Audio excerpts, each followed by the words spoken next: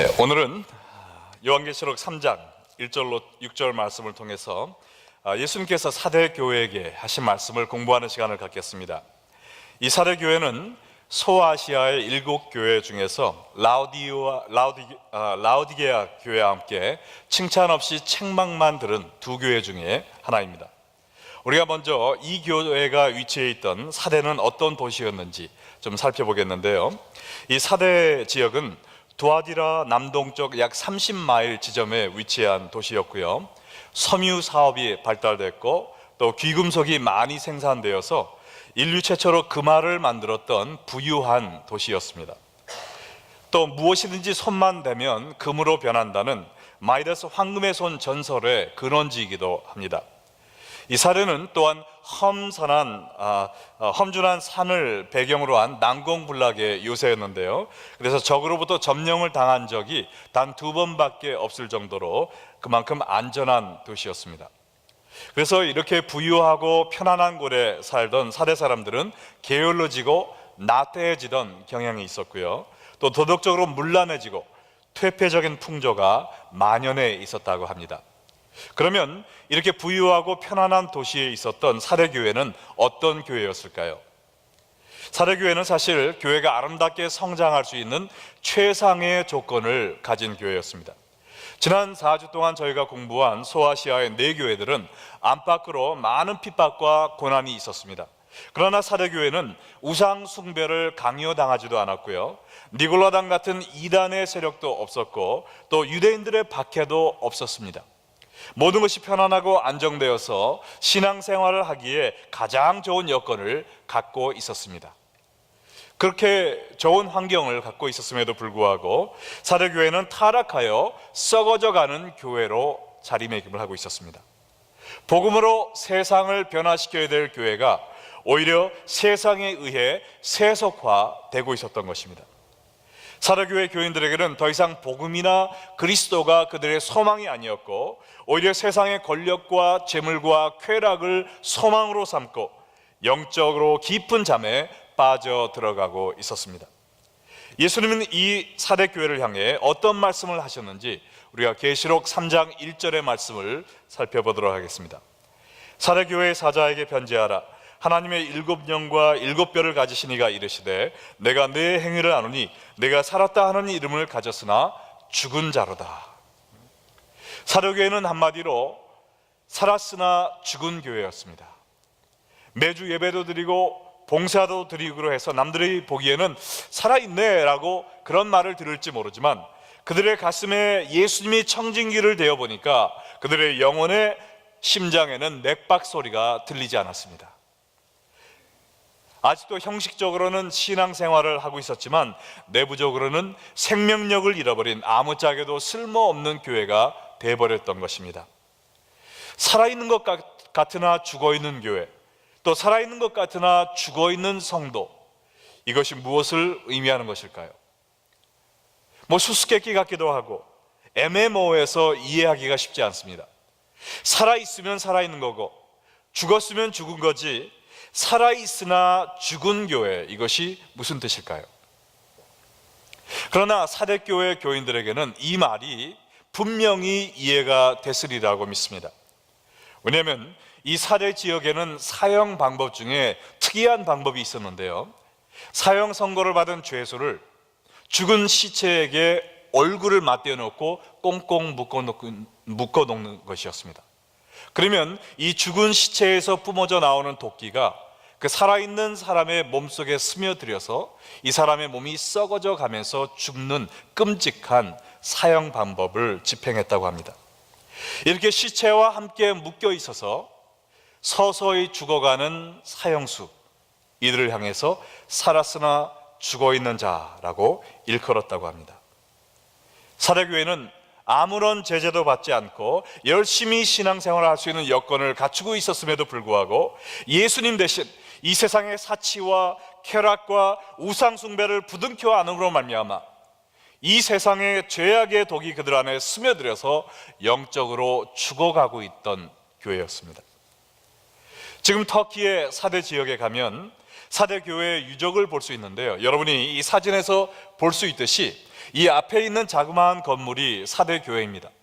근데 바로 뒤에 있는 것이 부와 향락의 여신으로 알려진 아르테미스 신전이었습니다. 이 교회가 신전과 이렇게 붙어 있는 것만을 봐도 이 사도교회가 얼마나 이 타락한 세상과 함께 묶여져 살고 있었음을 보여주는 역사적인 증거라고 할 수 있겠습니다. 살아있던 것 같으나 죽었던 사대교회를 바라보면서 우리들의 심령도 혹시 죽어가고 있지는 않는지 심각하게 영적인 진단을 해보아야 되겠습니다. 여러분의 영혼은 지금 살아 있습니까? 아니면 죽어 있습니까? 겉으로 보기에는 교회도 다니고 성경책도 들고 왔다 갔다 해서 살아 있는 것처럼 보이지만, 혹시 여러분의 영혼도 세상의 쾌락과 사치와 정욕에 꽁꽁 묶여서 세상의 독을 빨아먹으며 죽어가고 있지는 않습니까? 얼마 전 찰스 앨런이라는 교회 성장학자가 자신이 기독교인이라고 시인하는 많은 사람들에게 설문조사를 해보았더니 이러한 결과가 나왔다고 합니다. 나는 예수 믿는 사람입니다 라고 고백하는 사람들 가운데 20%는 주일 예배에 전혀 참석하지 않았다고 합니다. 그들 가운데 35%는 집에서 매일 신문을 읽으며 TV를 보았지만 가정에서 성경책을 열어보지 않았다고 합니다. 그들 가운데 40%는 일정한 11조나 주정헌금을 정하지 않고 기분 나면 헌금하고 기분 안 나면 하지 않는 그러한 불규칙한 헌금 생활을 하고 있었다고 합니다. 그들 중 75%는 교회에 날마다 왔다 갔다 하지만 아무런 봉사의 일을 하지 않고 있다고 합니다. 그리고 그들 중 85%는 예수 믿는 사람을 단 한 명도 주님께로 인도하지 못한 전도의 삶을 살지 않았다고 합니다. 어떤 사람이 영적으로 죽은 사람일까요? 여러분에게 5가지의 테스트를 제가 드리겠습니다. 여러분이 과연 영적으로 살아있는지 죽어있는지 한번 점검해 보시기 바랍니다. 첫 번째, 죽은 사람은 밥을 먹지 않습니다. 이와 마찬가지로 영적으로 죽은 사람은 하나님의 말씀, 영의 양식인 하나님의 말씀에 대한 굶주림이 없습니다. 하나님의 말씀을 읽고 싶은 마음이 없다면 나는 영적으로 죽어있는 자인 것입니다. 죽은 사람은 숨을 쉬지 않습니다. 이와 마찬가지로 영적으로 죽은 사람은 영적인 호흡인 기도 생활을 하지 않고 있습니다. 내가 기도하지 않고 있다면 나는 영적으로 죽어가는 심령인 것입니다. 죽은 사람은 감정을 느끼지 못하죠. 이와 마찬가지로 영적으로 죽은 사람은 찬양을 불러도 내 마음속에 감동이 없습니다. 그저 유행가를 부르는 것과 다름이 없어요. 내 마음을 터치하지 못합니다. 죽은 사람은 일을 하지 않습니다. 이와 마찬가지로 영적으로 죽은 사람은 교회의 봉사의 일을 하지 않습니다. 교회만 왔다 갔다 하면서 하나님을 섬기는 섬김의 봉사의 일을 하지 않고 있다면 나는 영적으로 죽어가는 심령인 것입니다.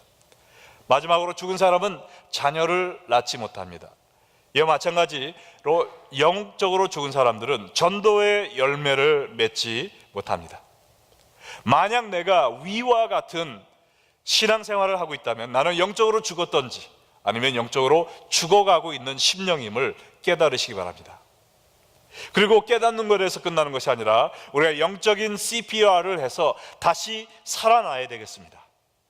그래서 오늘 말씀을 통해서 우리가 어떻게 하면 영적으로 다시 살아날 수 있을까, 영적인 생명력을 되찾을 수 있을까, 3가지의 말씀을 드리고자 합니다. 첫 번째는 영적인 잠에서 깨어나라는 것입니다. 영적인 잠에서 깨어나라. 요한계시록 3장 2절에 보면 너는 일깨어 라는 말로 시작합니다. NIV 영어 성경에는 wake up 이라고 써 있고요, 공동 번역에는 그러므로 깨어나거라 라고 이야기를 하고 있습니다. 이 잠에서 깨어나라 라는 말씀도 사대교회 교인들에게는 특별한 의미를 부여하는 말이었습니다. 왜냐하면 이 사대 지역은 북, 서, 남쪽에 헤르무스라는 강과 팍톨루스라는 강을 끼고 있고 또 절벽이 가파라서 적들이 이 방향으로는 침략을 할 수가 없었습니다. 오로지 동쪽만 잘 지키면 안전한 요새였습니다. 그런데 BC 300년경에 알렉산더 대왕이 이 금광이 있는 사대 지역을 점령하고자 동쪽으로 군대를 여러 번 보냈지만 동쪽을 철통같이 지키고 있는 사대 군인들을 뚫지 못하고 번번이 실패하고 전전긍긍하고 있었습니다. 그러다 꾀를 내서 한번 서쪽으로 강에다 조각배를 여러 개를 띄워서 그 조각배에 우리 군인들을 싣고 한번 이 가파른 절벽을 올라서 이 서쪽으로 침략을 해보자라는 이 전략을 세웠는데요, 이 서쪽을 지키고 있던 보초들이 설마 이런 강을 건너서 절벽 같은 암벽을 기어 올라서 우리를 공격해 올까라는 마음으로 보초를 쓰지 않고 쿨쿨 잠만 자고 있었다고 합니다. 그래서 이 보초병들이 잠을 자고 있는 틈을 타서 이 알렉산더 대왕의 군대가 서쪽으로 이 사대성을 침략해 들어가서 완전히 정복을 했다고 합니다. 그래서 그 이후로 이 사대 지역에는 졸지 말고 깨어 있으라 라는 말이 그들의 가슴에 못이 박히도록 들어왔던 이야기인 것입니다. 그럼에도 불구하고 이 사대 교회 사람들은 영적으로 깊은 잠을 자고 있는 동안 사탄이 그들을 공격해 들어와서 그들의 가슴 속에 침투하여 그들의 삶을 점령하고 있음을 깨닫지 못했던 것입니다. 개구리를 뜨거운 물에 집어넣으면 어떻게 되는지 아세요? 아이 뜨거 하면서 금방 뛰쳐나오죠. 그러나 개구리를 미지근한 물에 넣어놓고 불을 막 지피면 어떻게 됩니까? 개구리가 한증탕에 들어온 것처럼, 사우나에 들어온 것처럼 아 좋다 하면서 자기가 새빨갛게 익어가는 것도 모르고 죽어간다고 합니다. 이와 마찬가지로 이 사대의 교회는 이 세상의 사치와 향락과 우상 숭배의 유혹에 빠져들어가서 그것을 즐기면서 아 좋다 하면서 세속화의 독이 그들 속에 깊이 침투하여 그들의 영을 죽이는 것을 깨닫지 못하고 있었습니다. 우리가 영적으로 살아나기 위해서는 제일 먼저 영적으로 깊은 코마 속에 빠져 있는 우리 자신을 발견하고 영적인 잠에서 깨어나야 되는 것입니다. 나를 죽이고자 칼을 품고 있는 적과의 동침에서 뛰쳐나와야 되는 것입니다. 로마서 13장 11절로 14절에 보면 또한 너희가 이 시기를 알거니와 자다가 깰 때가 벌써 되었느니라. 할렐루야. 이는 이제 우리의 구원이 처음 믿을 때보다 가까웠습니다. 밤이 깊고 낮이 가까웠으니 그러므로 우리가 어둠의 일을 벗고 빛의 갑옷을 입자. 낮에와 같이 단정히 행하고 방탕하거나 술 취하지 말며 음란하거나 호색하지 말며 다투거나 시기하지 말고 오직 주 예수 그리스도로 옷을 입고 정욕을 위하여 육신의 일을 도모하지 말자라고 이야기하고 있습니다. 자다가 깰 때가 되었습니다. 왜냐하면 예수님의 재림하실 날이 얼마 남지 않았기 때문입니다.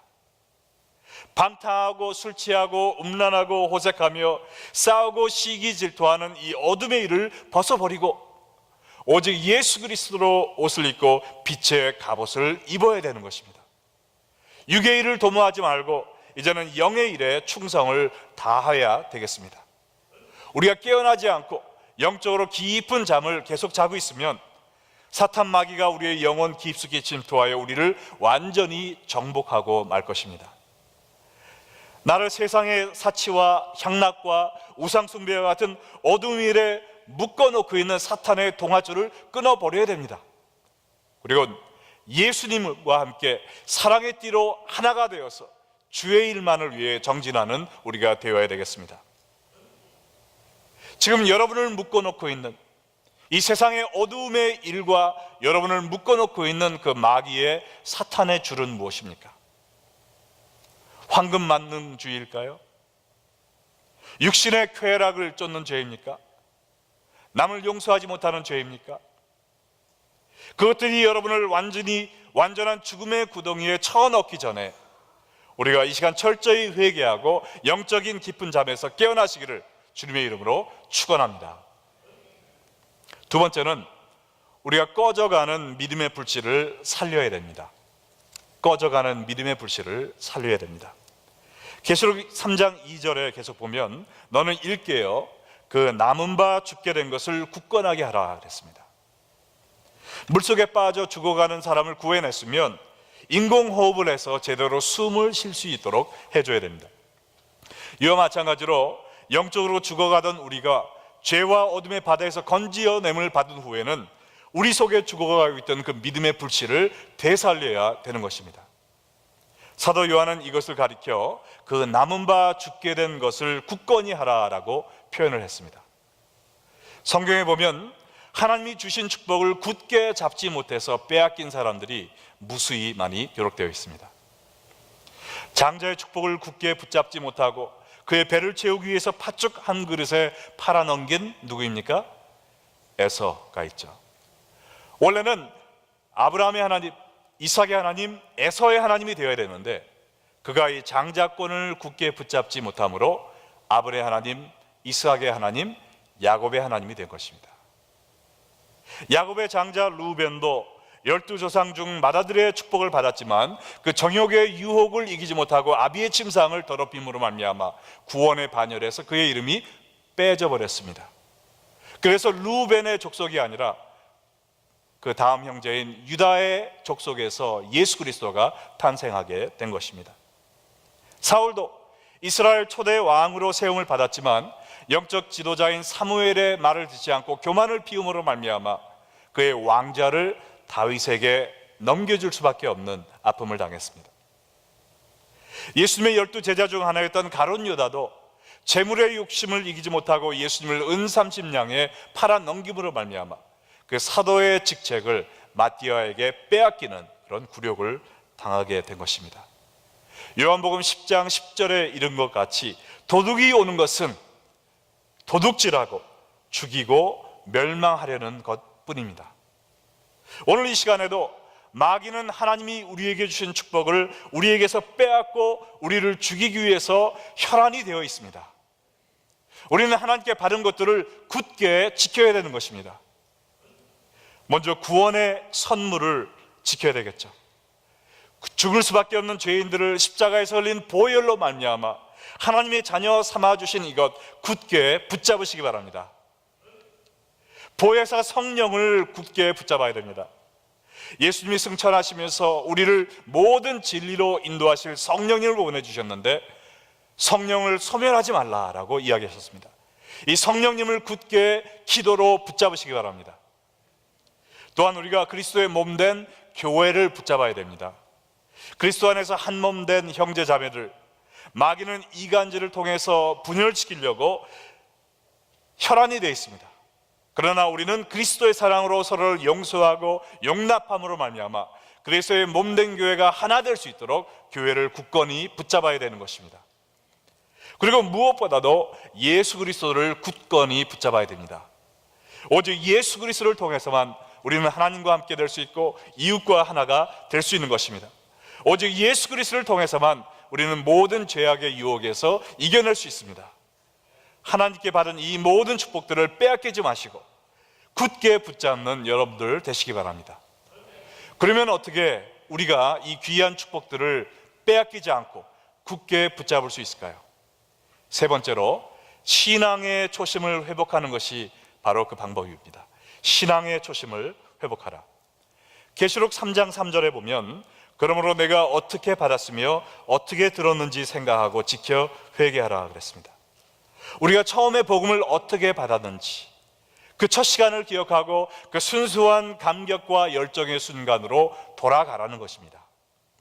우리가 예수님을 처음 믿었을 때 우리의 죄를 용서해 주신 예수님에 대한 감사와 찬양으로 가득 찼던 그날의 감격과 기쁨을 회복하라는 것입니다. 여기 보면 생각하고 지켜 회개하라는 세 개의 단어가 나옵니다. 생각하고 지켜 회개하라. 참된 회개는 우리가 있어야 될 위치로 다시 돌아가는 것을 의미하는데요, 그렇게 하기 위해서는 우리가 먼저 처음 예수님을 영접했을 때의 감격을 생각해야 됩니다. 그것을 기억을 해야 됩니다. 잊어버리면 안 돼요. 그리고 그때 예수님과 맺었던 그 언약을, 헌신했던 것들을 지켜 행해야 되는 것입니다. 그러다 보면 우리가 있어야 될 기쁨의 샘이 솟아나는 구원의 자리로 돌아가게 되는 것입니다. 그리스도의 새 생명으로 넘쳐나는 그 자리로 돌아가는 것은요, 한 걸음에 되지 않습니다. 한 걸음에 우리가 있어야 될 자리로 돌아갈 수가 없습니다. 이 세 가지 스텝들을 반복해서 밟아야 됩니다. 생각하고 지켜 회개하라. 생각하고 지켜 있을 자리로 돌아가라. 구원의 감격을 생각하고 예수님이 원하시는 신앙의 기본 사항들을 지켜나가면서 우리가 있어야 될 그 위치로 돌아가는 것입니다. 하나님은 여러분들이 정말 우리의 영혼을 메말라 죽게 하는 죄의 자리에서 떠나서 생수가 솟아나는 예수 그리스도 안으로 돌아오기를 원하고 계십니다. 여러분들이 말씀을 사랑하는 자리로 돌아오고 뜨거운 기도를 올리는 자리로 돌아오고 주의 일을 기쁨으로 섬기는 봉사의 자리로 돌아오기를 원하고 계십니다. 그리고 복음을 전함으로 새 생명을 탄생시키는 전도자의 자리로 돌아가기를 바라고 계십니다. 그러기 위해서는 우리가 예수님의 십자가의 사랑을 기억하고 바라봐야 되겠습니다. 그리고 이 신앙의 기본적인 스텝, Basics of Christianity를 우리가 한 걸음씩 한 걸음씩 밟으며 주님께로 되돌아가야 되는 것입니다. 이 신앙의 기본적인 발걸음들에 뭐가 있을까요? 주일 예배를 빠지지 않고 드리는 것이겠죠. 여기에 오신 분들은 주일 예배 다 오신 분들이지만 우리가 주일 예배를 너무 쉽게 빠지는 경향들이 있습니다. 특별히 방송을 통해서 이 설교를 들으시는 분들 가운데 교회의 발걸음을 끊으신 분들은 이 말씀을 듣고 교회로 돌아가시기 바랍니다. 또한 우리가 날마다 말씀을 읽고 묵상하는, 성경을 공부하고 제자 훈련을 받는 이러한 기본적인 발걸음을 내딛어야 될 것입니다. 기도를 통해 영혼의 호흡을 쉬지 않는 이 발걸음 우리가 내딛어야 합니다. 정성 어린 헌금을 통해 하나님께 영광을 돌리는 스텝 밟아야 됩니다. 또 충성된 봉사와 뜨거운 전도를 통해 하나님의 나라를 확장시켜 나가는 것, 우리가 밟아야 될 신앙의 기본 발걸음인 것입니다. 여러분, 21세기의 미국을 사는 기독교인들에게 가장 큰 적이 무엇인 줄 아세요? 종교적인 핍박도 없습니다. 이단의 침투도 아닙니다. 우리가 조심해야 될 가장 큰 적은 뭐냐면요, 이 세상의 유혹인 것입니다. 이 세상이 너무나도 안락하고 풍요롭고 재미있는 것이 많다 보니까 우리가 점점 나태해집니다. 하나님께 기도 안 해도 내가 혼자 열심히 일하면 충분히 밥 먹고 살 수 있는데 내가 왜 하나님께 기도를 해? 내 힘으로 다 해결하지. 하나님을 의지하지 않고 나만을 의지하게 됩니다. 하나님은 우리에게 거룩한 삶을 요구하고 계시지만 이 세상에 너무나 재미있는 것들이 많아서 그 쾌락을 쫓아가다가 우리의 영혼을 팔아먹고 맙니다. 영혼의 깊은 잠에 빠지고 맙니다. 우리가 이 사치와 향락의 위기를 극복하고 영적으로 깨어있기 위해서는 날마다 십자가를 바라보고 믿음의 기본적인 스텝들을 밟아가면서 우리가 있어야 될 그 위치로 돌아가는 것입니다. 우리 예수님은 이러한 삶을 사는 이기는 자들에게 이러한 축복을 주시겠다고 약속을 하십니다. 계시록 3장 4절로 6절 보면, 그러나 사대에 그 옷을 더럽히지 아니한 몇 명이 있어 흰옷을 입고 나와 함께 다니리니 그들은 합당한 자인 영고라. 이기는 자에게는 이 세 가지의 축복을 주셨는데요, 첫 번째, 흰옷을 입을 것이요 그랬습니다. 이 흰옷은 그리스도의 십자가의 보혈로 인해 우리가 받는 의로움을 이야기합니다. 다니엘서 7장에 보면 예수님은 하늘에서 이 흰옷을 입고 계시다고 그랬습니다.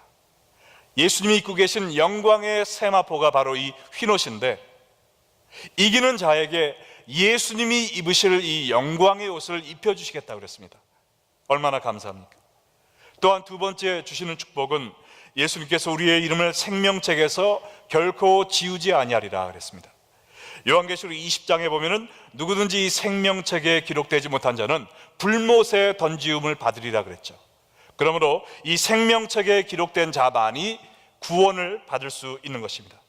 그러므로 하나님께서는 이기는 자는, 이 영혼의 불이 꺼지지 않도록 믿음의 심지를 견고히 굳건히 지키는 자들에게는 흔들리지 않는 구원의 축복을 주시겠다는 것입니다.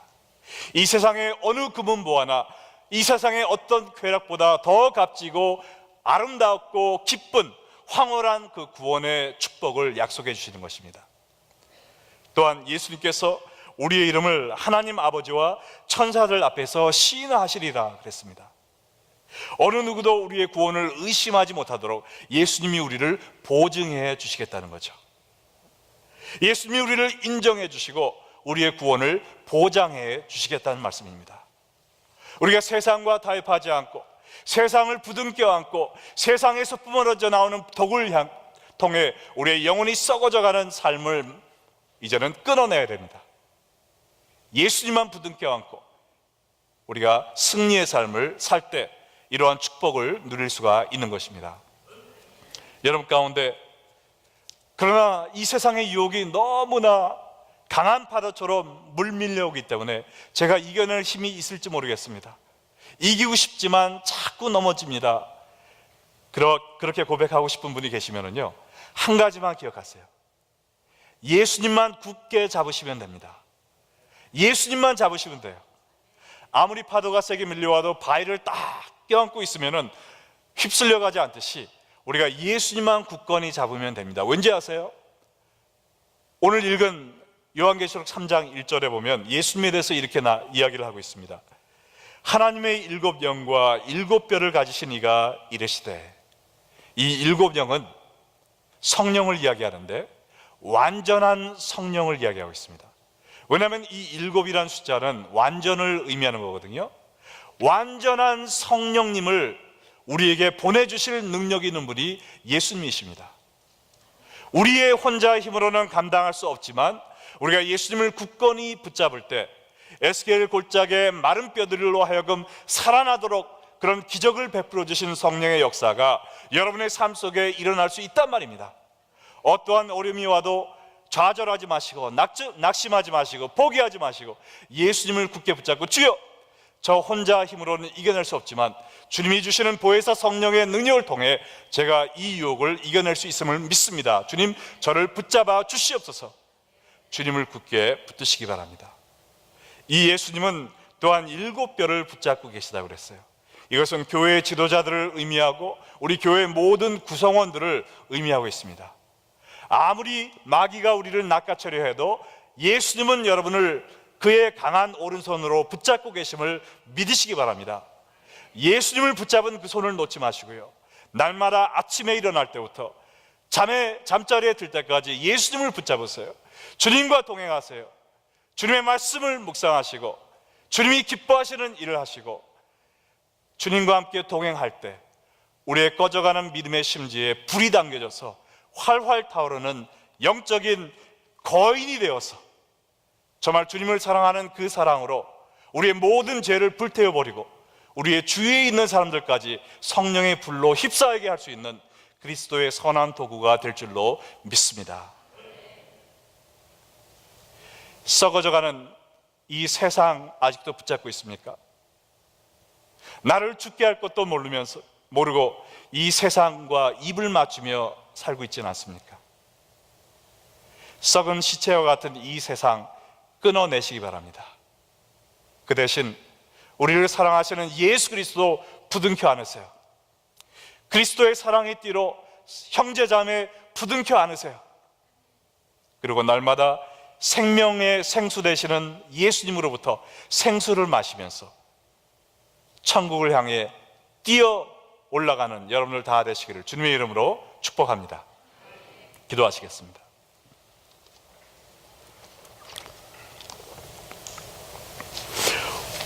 오늘 들은 말씀을 생각하면서 기도하는 시간을 갖겠습니다.